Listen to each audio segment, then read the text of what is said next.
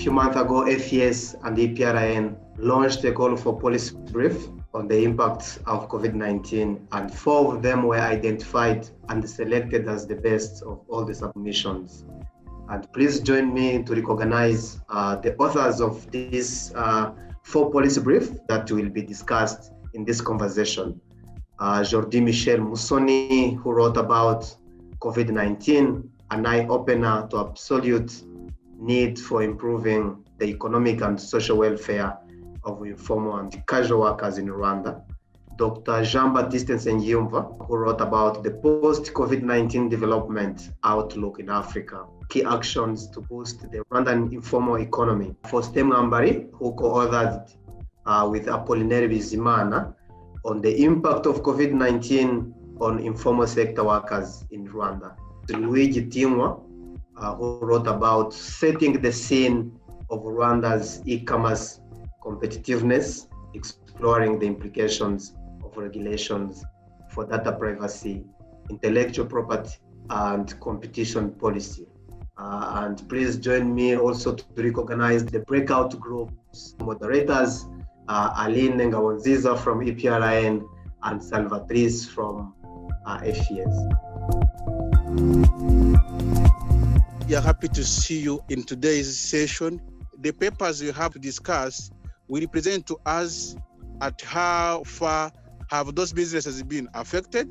And of course, the papers have some number of recommendations which have been proposed by the authors, but we do expect we can also come up with the additional, well drafted recommendations which can be shared with the private sector, but also with the government to make sure they can help this subsector. Ladies and gentlemen, I want to finish my opening remarks by thanking FES because we partnered with them, but they specifically financed the development of these policy briefs. It's also a pleasure from my side to welcome you to this digital dialogue today. Last May, when we launched this call, we couldn't expect that we got so much interest. Actually, we received more than 14 papers, different papers, and we selected 4. And it's a pleasure for us that we could contribute with the presentation of the 4 papers, ideas, and recommendations that policymakers might take them and take the best out of it and find hopefully some potential and immediate actions related to COVID-19 answers. A special Murakose goes from our side as well, not only to the writers, but also to the moderators of today's discussion and the technical team. Without the support of EPRIN, this wouldn't be possible, and we are very much looking forward to more discussions and similar projects.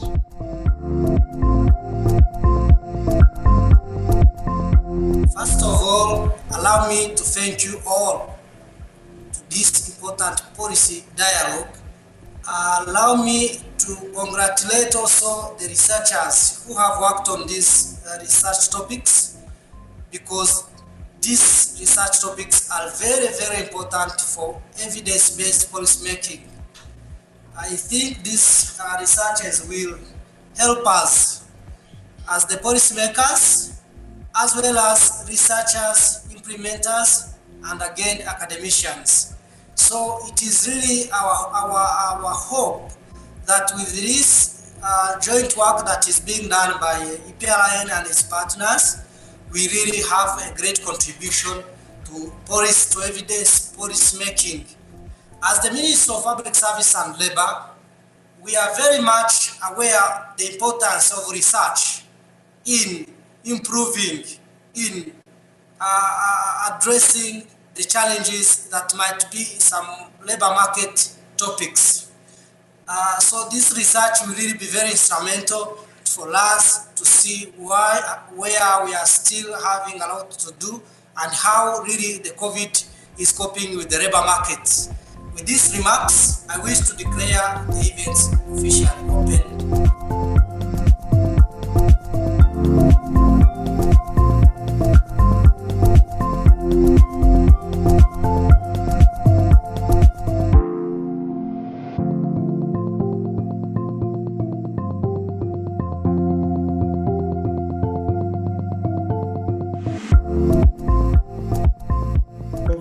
COVID-19 enlightened the eyes of all stakeholders of certain shortfalls in policies and comfort. Creating many jobs is good, but the quality of those jobs is far more important. Here we are talking about decent jobs and the respect of basic labor rights. Loss of jobs and loss of income during the COVID-19. As a result of the COVID-19, the future of informal sector in Rwanda as well as other countries remains uncertain due to a number of reasons. So given that majority of workers are employed or are located within the informal sector, including the small-scale borders, you know that we have some of the borders whereby we have unregistered businesses crossing the borders, like the Rubavu and many others, and also having information on the predominance of the informal economy in Rwanda. The outbreak of COVID-19 has left a number of impacts and implications, like whereby many of the people involved in the informal businesses are likely to go into extreme poverty, loss of jobs and employments, lack of starting capitals. We know that during the COVID, during the lockdown periods, majority of these informal workers have used their capitals to other life necessities, like buying foods and many other necessities. Also limited access to basic needs, and also there is a likelihood for the loss of hope for their future. We have proposed easy access to finance for SMEs and various businesses. Of course, we propose to use Economic Recovery Fund and other incentives so that the informal economy can be formalized. We are proposing to strengthen Ejoheza and other existing schemes so that at least the informal workers can also access these opportunities. To reinforce and upgrade the role of trade union and civil society organizations as key social partners, some weaknesses and gaps were identified for possible solutions. A multilateral collaboration of the government and socio-economic and development partners through social dialogue practices was proposed to transform all jobs into better quality jobs for better and sustained living conditions of all informal sector workers. Here we have highlighted some 3 key recommendations. First, we say that this is the time ever for implementing SDG number 8. This SDG number 8 is about decent work and economic growth. Second, we propose the strategic reforms in employment relations. Here we're talking about MIFOTRA to reform employment relations, learning from the experience of RDB model in reforming the doing business in Rwanda. Third, we recommend the formalization of informal economy through finance opportunities by using Economic Recovery Fund and other finance schemes. First of all, there is a need for the identification and mapping of all the informal sector workers adversely affected by the COVID pandemic. Also, there is a need for facilitating the affected informal workers to access more loans with reasonable interest rates so as they can be able to start up their businesses and works, as well as employments within their previous sectors. We need, or there is a high need to create direct investment in order to generate more off-farm jobs for workers from the informal sector.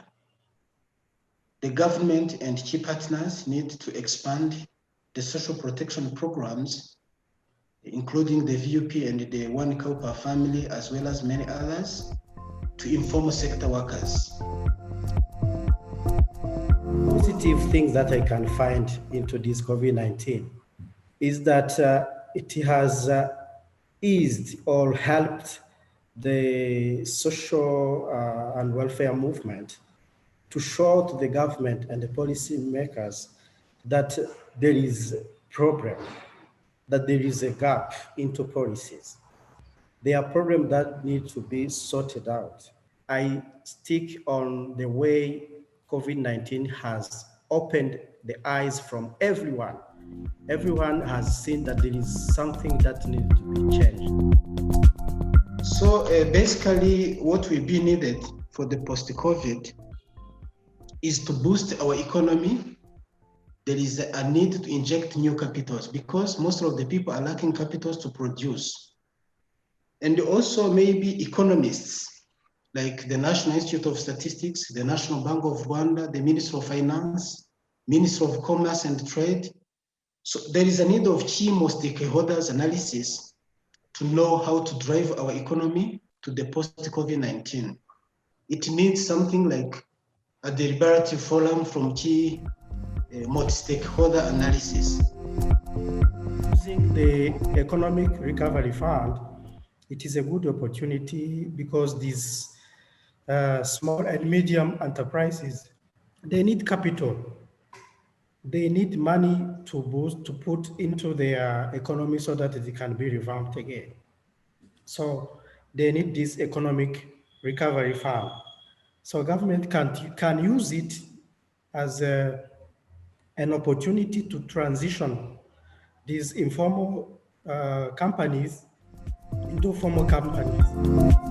So with the Economic Recovery Fund, there is a need, first of all, to put the informal sector into the loop, to bring them on board and see how to transit from the informal to the formal using the economic recovery framework put in place very recently. So we, the policymakers, with the researchers, we have to be the voice of these voiceless people involved in the informal sector. So I think this is one of the importance of these dialogues and forums.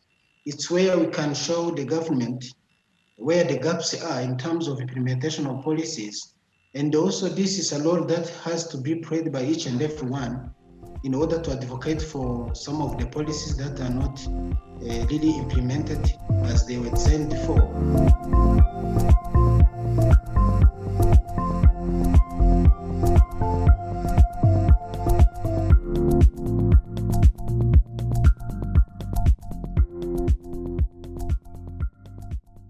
Three in four persons are employed informally.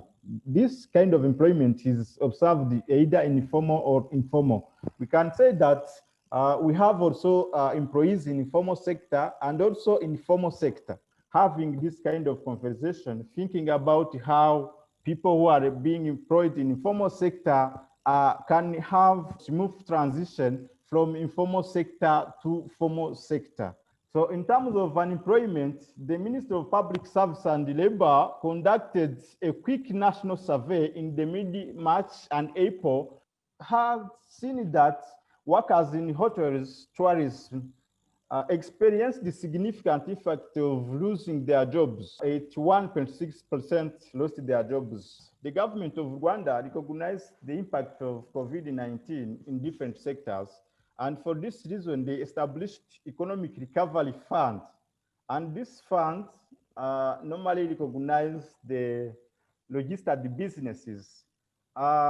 For the employees in informal sector, they do not have locations, they do not have the means of recognitions. This means that they do not even enjoy their employees' representations. So there is an issue for them to suffer from the lack of financial means due to the fact that what we plan as government, it is not easy for them to have access.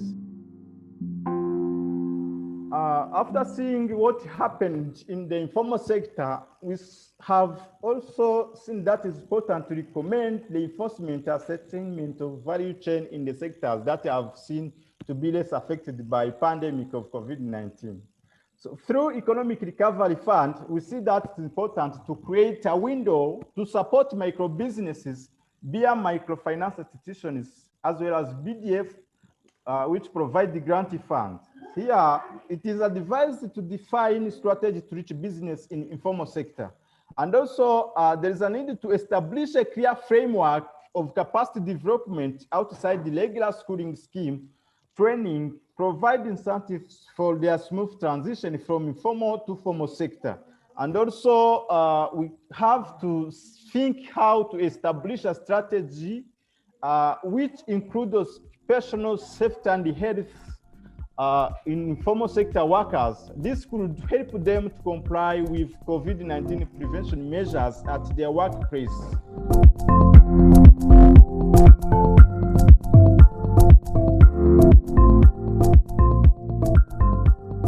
COVID-19 pandemic has shown how our life have changed. I mean, we see clearly how we shift from physical and to digital realms. There is some concern about the privacy of our data.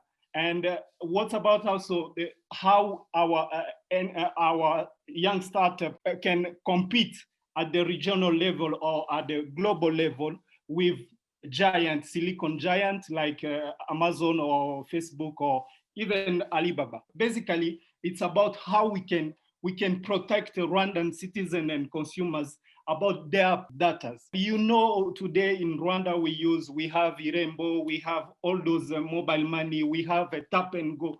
All those digital devices are collecting data.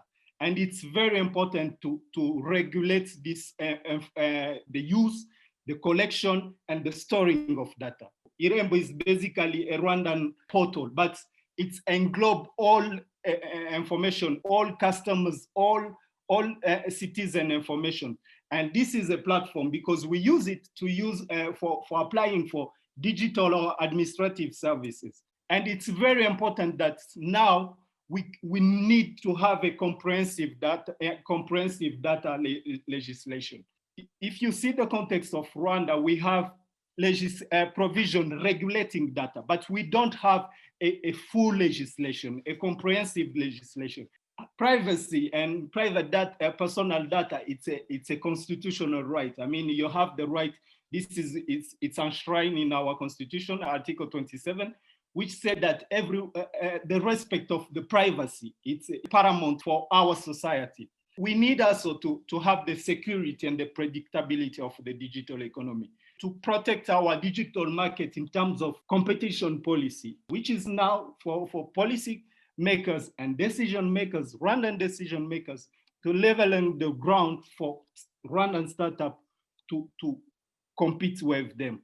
There is a need to make antitrust competition law. We need also to put a regulation on tax evasion.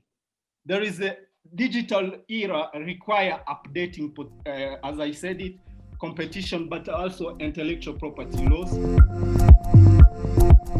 The first and which is very concerning is the need for a comprehensive legislation on data privacy.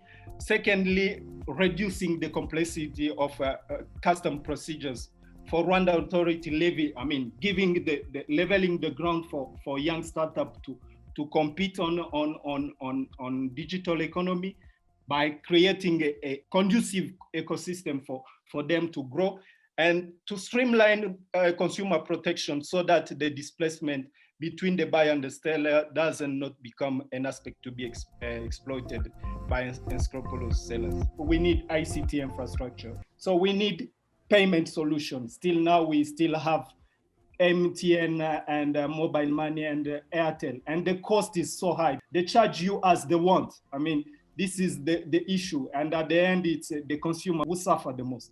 We need data protection and competition policy. We do have a competition policy, but we don't have a competition policy in regard to digital economy. We need also e-commerce skills development. We need to build our local expertise and our own local capacity. Let me also pass my salutations to the Mifotra representatives, Bana Faustin Mwambari, the representatives from the EPRIN and also FES, who are also our close partner in many countries for organizing this important dialogue in Rwanda, and for inviting us as ILO also to participate in this in the discussion of this important issue.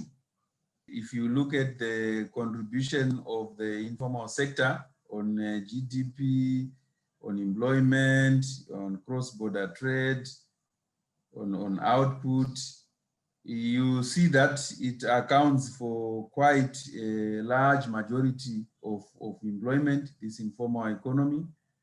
It also accounts for a big majority in terms of outputs, I think over 60% according to some research which I checked about Rwanda. And so globally, it is actually referred to as the economy. There are jobs there, there are economic units, there are enterprises, there is production, there are livelihoods that are actually depending on it. The ILO approach is summarized in terms of the instrument which we have, the international instrument, which is called Recommendation 204, adopted in 2015,